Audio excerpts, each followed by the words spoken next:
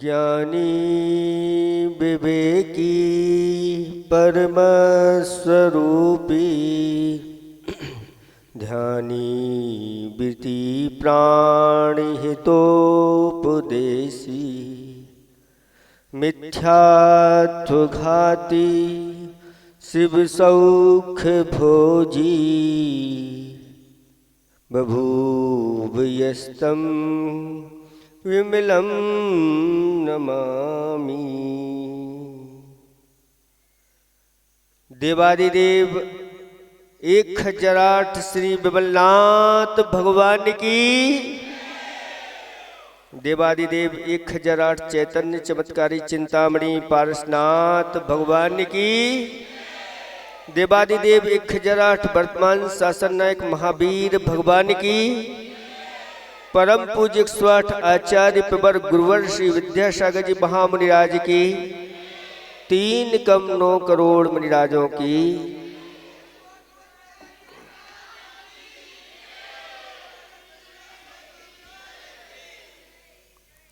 धर्म स्नेही भव्यात्माओं, आज से 3 वर्ष पूर्व गुरुदेव की बांदरी वालों के ऊपर बड़ी अनुकंपा हुई थी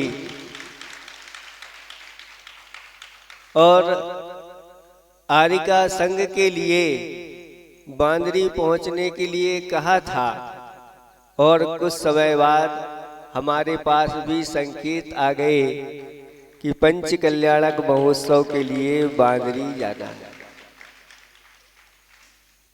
उस समय आप लोगों ने बहुत अच्छे भाव बना लिए। पहले तो नहीं थे, लेकिन हमारे आने के बाद ऐसे भाव हो गए कि बगल वाला जो स्थान है वहां भी कुछ हो जाए तो 24 की भूमिका बन गई और बीचों बीच एक वेदी खड़गासन के रूप में आप लोगों ने भाव बना लिए और आज वह रूप आपके सामने है कि पाषाण का वह चिनालय और उसमें वेदी और 24 के लिए 8 वेदियां बन करके तैयार हैं और उनमें भी आप लोगों ने अच्छी तरह से सोने आदि का कार्य करा लिया है। आचार्य भगवंतों ने हमारे कल्याण के लिए ग्रंथों की रचना की है। पूरे के पूरे ग्रंथ आप लोग नहीं पढ़ पाते तो हम लोग अंत में उस ग्रंथ का सार बता देते हैं। महाराज हमारे पास इतनी फुर्सत नहीं है इतने बड़े बड़े ग्रंथ पढ़े, आप तो सार की बात बता दो। तो वो भी अंत में सार रख देते हैं और उन्होंने एक श्लोक के माध्यम से ग्रंथ का सार रखा कि पाप मरातिर धर्मो बंधुर जीवस्य चेति निश्चिन्वन संयम यदि जानीते श्रेयो ज्ञाता ध्रुवम भवति। वह शास्त्र का श्रेष्ठ ज्ञाता है जो इतना जान लेता है कि पापम अराति ही, पाप हमारा शत्रु है। हमारा शत्रु कौन है? जिनसे हमारा बैर भाव चलता है हम उनको शत्रु मानते हैं, लेकिन हमारे भीतर बैठे हुए जो हमने पापों का संचय किया है वह सबसे बड़े शत्रु है। और जितना पाप यह जीव संचय करता चला जाता है उतने ही दुखों को उठाता चला जाता है। त्रिंच गतियों नरक गतियों के दुखों को भोगता रहता है। ये सार है, इसको समझ लो। हम बाहर में दूसरे को शत्रु और मित्र मान करके चल रहे हैं, लेकिन हमारी क्रियाएं ही शत्रु बन जाती हैं और हमारी क्रियाएं ही मित्र बन जाती है। अगर पुण्य कर्म का उदय होता है, हमने पूर्व में पुण्य संचय किया है, धर्म संचय किया है, तो शत्रु भी मित्र बन जाता है। और अगर पाप का उदय चल रहा है तो मित्र भी, घर के परिवार वाले भी, भाई बंधु भी शत्रु बन जाते हैं। तो पाप हमारा शत्रु है। जिसके अंदर इस प्रकार का दृढ़ श्रद्धान हो जाता है वह पापों से बचता है, एक एक कदम फूंक करके रहता है। 7 विषण ऐसे हैं जिनमें से अगर एक का भी संपर्क बना लिया तो वह नरकों में ले जाता है। 7 विषण से सभी परिचित हैं और जैन कुल में सबसे पहले इन 7 विषणों का त्याग किया जाता है। जुआ खेलना, मांस खाना, शराब आदि नशीले पदार्थों का सेवन करना और जीवों के मार करके शिकार करना, चोरी करना, परस्त्री सेवन करना और वेश्याओं से संबंध बना के रखना, एक एक व्यसन से जो लिप्त हो जाते हैं। शास्त्रों में ऐसी कथाएं भरी पड़ी हुई है, वह नरकों में ले जाने में कारण बन जाती है। नरक रूपी ऐसी एक कंपनी है जिसने अपने साथ एजेंट छोड़ इस पृथ्वी के ऊपर छोड़ रखे हैं। बस आप संपर्क करिए और आपकी भर्ती वहां जॉब लग जाएगी। ऐसी जॉब लगती है कि हजारों, लाखों, करोड़ों, अरबों, खरबों, असंख्यात वर्षों तक आपकी फिक्स है वह जॉब होती है। और वहां पर जाकर के जीव अनेक प्रकार के दुखों को उठाता रहता है। पीने को पानी नहीं मिलता, खाने को दाना नहीं मिलता और गर्मी इतनी पड़ती है कि मेरू समान जो लोहा होता है वह गल जाता है। और सर्दी इतनी पड़ती है, ऐसा गला हुआ पिघला हुआ लोहा पल भर में जम जाता है। ऐसी महान वेदनाओं को सहन करना पड़ता है। थोड़ी सी गलती यह मनुष्य कर देता है। कहते हैं मजा पल भर का होता है और सजा पल्यों की हो जाती है, असंख्यात वर्षों की हो जाती है। ये मनुष्य जीवन बहुत दुर्लभता से मिला है। इसको यूं नहीं खो देना, नहीं तो आगे जाकर के पछताने के अलावा और कुछ भी हाथ में नहीं लगेगा। फिर वहां याद आता है, हे भगवान, हमने गुरुओं की बात नहीं मानी, प्रभु की बात नहीं मानी और यहाँ पर आ गए हैं। अब एक बार तो मुझे यहाँ से निकाल लो। मैं जैसे ही मनुष्य बनूंगा अपना कल्याण करूंगा।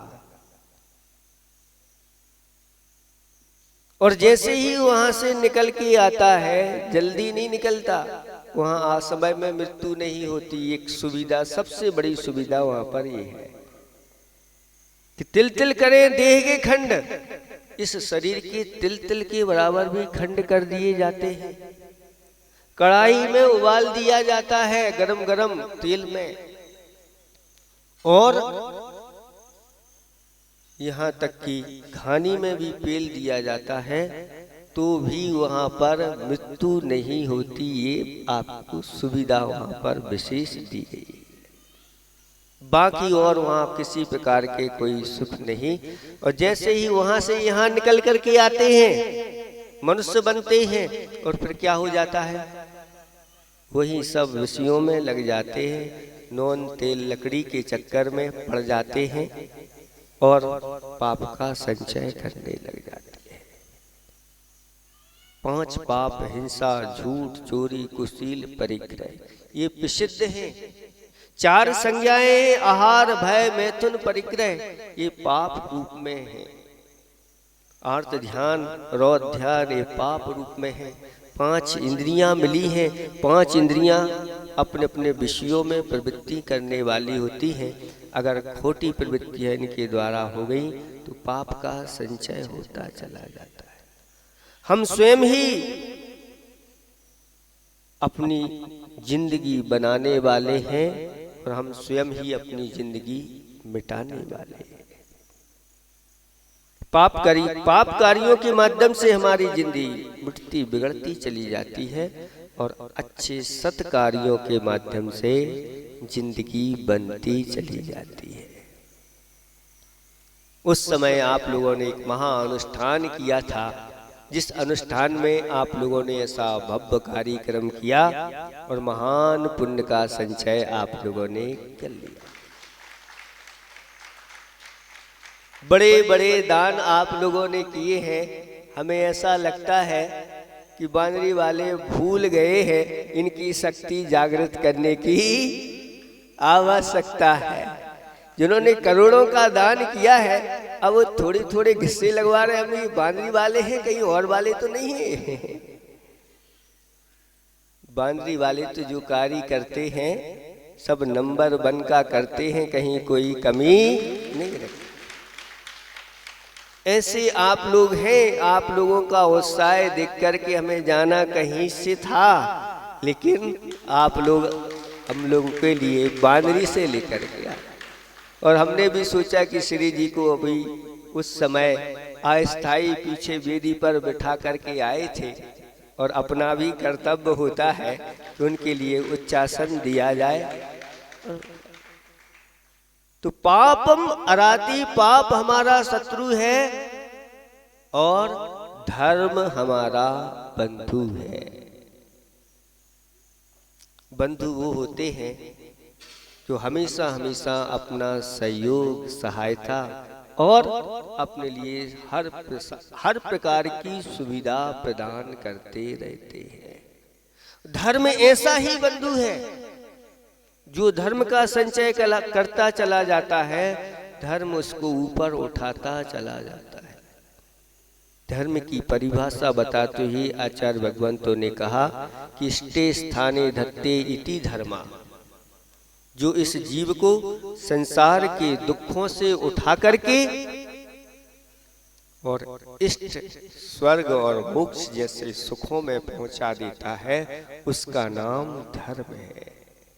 और धर्म हमारा कौन है? बंधु है। पापम अराती धर्मम, धर्म बंधु है जो इतना जान लेता है और अच्छी तरह से अपने अंदर इस आगम वाणी का श्रद्धान करता है, वह शास्त्रों का श्रेष्ठ ज्ञाता है, पंडित है, विद्वान है, विवेकी है। इसलिए जिस प्रकार से आप लोग जब गाड़ी चलाते हो तो गाड़ी चलाते समय कितनी सावधानी रखते हो, कहीं एक्सीडेंट ना हो जाए, नहीं तो क्या होगा, ये जीवन चला जाएगा। आचार्य भगवंत कहते हैं जीवन रूपी गाड़ी आपको दी गई है और ये आपकी गाड़ी चल रही है, और अगर आपने सावधानी नहीं रखी और कैसी बड़ी बड़ी गलतियां भूलें कर गए तो ऐसा एक्सीडेंट होगा कि सीधे बहुत बड़ी खाई में जाकर के गिर जाओगे। इसलिए एक एक कदम फूंक के रखना है, यही मनुष्य की बुद्धिमानी है, समझदारी है।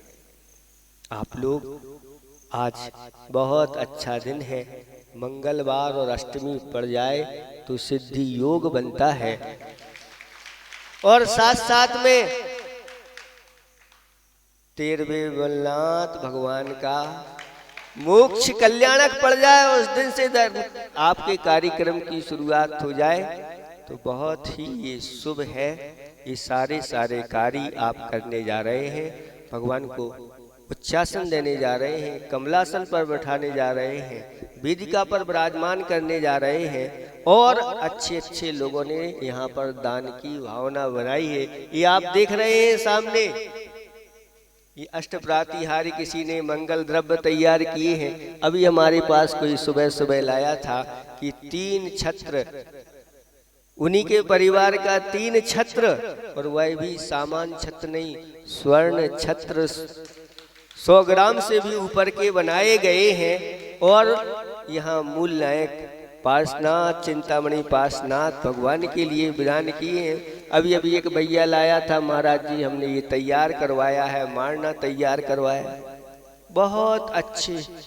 अगर ये आपका धन ऐसे अच्छे कार्यों में लगता है, ये समझो ये गया नहीं, ये कई गुना बढ़ता हुआ और आगे जाके ऐसा प्राप्त होगा। फिर ना आपको जॉब करना है, ना कोई खेती करना है, ना दुकान खोल करके बैठना है, ना घर में झाड़ू लगाना ही। आगे जाके ये धर्म आपका बंधु बन करके आपको नीचे पैर रखने नहीं देगा, आपको हाथ पर उठा के रखेगा। एक घटना है कि एक राजा था, हाथी पर बैठ करके चला आ रहा था, और जैसे ही आया नगर के द्वार पर तो हाथी अंदर नहीं गया, और एक बड़ा अच्छा श्रेष्ठ घोड़ा लगा दिया गया, और राजा हाथी पे से उतरते हैं और घोड़े पर बैठ जाते हैं। घोड़ा अंदर प्रवेश करता है। अब अंदर, महल के अंदर तो नहीं जाएगा घोड़ा, तो 4 लोग पालकी लेकर के आ गए, और जैसे ही राजा उतरे, नीचे धरती पर पैर नहीं रखा, और पालकी में, स्वर्ण पालकी में, रत्नमयी पालकी में बैठा करके राजा को ले जा रहा है। अब जाकर के कहा, सामने सिंहासन लगा हुआ है, और राजा को उठा करके सिंहासन पर विराजमान कर दिया गया। और जैसे ही राजा सिंहासन पर विराजमान हुए, और सेवकगण उनके पैर दबाने लगे। इस दृश्य को देख करके वहां पर 2 महिलाएं बैठी हुई थीं और आपस में चर्चा करने लगी कि हाथी चढ़े, घोड़े चढ़े, चढ़े पालकी माही, और कब के थाके हे सखी अबे दबावे पांव। ये हाथी पे चढ़ के आए, घोड़े पे चढ़ के आए, पालकी में बैठ के आए, ये कब के थके हैं जो ये उतरते ही सिंहासन पर बैठते ही इनके पैर दबाने लगे। तो दूसरी सखी विद्वान थी, पढ़ी लिखी थी, और वो कहती है, भू सोए भूखे रहे, कीनो उग्र बिहार, और जब के थाके हे सखी अबे दबावे पांव। पूर्व भाव में इन्होंने ऐसा तप किया है कि भू सोए, जमीन पर इन्होंने शयन किया है, और भूखे रहे, लंबे लंबे उपवास किए हैं, और लंबे लंबे विहार इन्होंने पूर्व भाव में किए हैं। जबके थाके हे थकी सकी अबे दबावे पांव। ये जबके थके हुए हैं, अर्थ इसका ये है कि जिन्होंने पूर्व भाव में ऐसा पुण्य संचय किया है, चाहे वह तपस्या के माध्यम से किया हो, चाहे भगवान की अभिषेक शांति धारा पूजा के माध्यम से किया हो, चाहे और ऐसे अच्छे अच्छे अनुष्ठानों के माध्यम से, ऐसा यह पुण्य, यह धर्म आपको हमेशा हमेशा ऊंचे उठा करके रखेगा। इसलिए कभी भूलना नहीं, पाप हमारा शत्रु है और धर्म हमारा मित्र है। जो इतना जान लेता है वह पंडित है। अभी आज बाजार का दिन है, कोई बात नहीं, कम लोग हैं, ध्यान रखना, सबको जानकारी दे दो। यहाँ पर महाराज आए हैं, और अगर कल आप लोगों ने दुकानें खोली तो महाराज यहाँ से बिहार कर जाएंगे और आप लोग वेदी प्रतिष्ठा करते रहना। आपके नगर में महाराज आए हैं और आप लोग दुकान, आज की छूट है क्योंकि आज बाजार का दिन है, लेकिन कल तो आपके लिए ऐसे उत्साह के साथ ऐसी 24 में भगवान विराजमान होने जा रहे हैं और आप लोग घर में नहीं बैठे रहना। ऐसा अतिशय पुण्य का संचय गाढ़ा करना, इसी भाव में भी आपकी ऐसी बड़ी बड़ी योग्यताएं बढ़े कि आप बड़े बड़े दान निरंतर करते रहे। सबको जागृत कर देना, भरा हुआ यहाँ पर अच्छा होना चाहिए। बस ज्यादा दिन के लिए हम नहीं आए हैं। परसों जैसे ही श्री जी विराजमान होंगे और हमारा बिहार भी हो जाएगा। इतना भी आप के लिए कितने, कोई कह रहा था महाराज चातुर्मास यहाँ पर करना है। भैया ये हम चातुर्मास के लिए जा रहे हैं। अगर चातुर्मास को जाते जाते किसी के लिए 4 दिन मिल जाएं तो बड़े सौभाग्यशाली हैं वो। और कल हम यहाँ पर आए थे, आज दूसरा दिन हो गया है, कल तीसरा दिन और परसों चौथा दिन, 4 दिन आप लोगों के लिए मिल रहे हैं। अच्छी तरह से आप लोग इसका लाभ उठाना। और एक और अच्छी भावना किसी भाई ने बनाई है, रास्ते में रखी थी कि महाराज हम एक यहाँ पर अपनी तरफ से अपने स्थान पर एक बढ़िया कीर्ति स्तंभ स्थापित करने जा रहे हैं। जैसा आपका आशीर्वाद होगा वैसा हम कार्य करेंगे, क्योंकि आचार्य भगवंत का 50वां आचार्य परारोहण दिवस चल रहा है। इसमें भी और भी अच्छे अच्छे भाव बना लेना आप लोग, जिसकी जो शक्ति हो, छिपाना नहीं। अहिंसा परमो धर्म की जय। आगे के आपको कार्य करना है। बहुत बढ़िया। अभी महाराज श्री ने आपको जैसी सूचना दी है कि आचार्य भगवान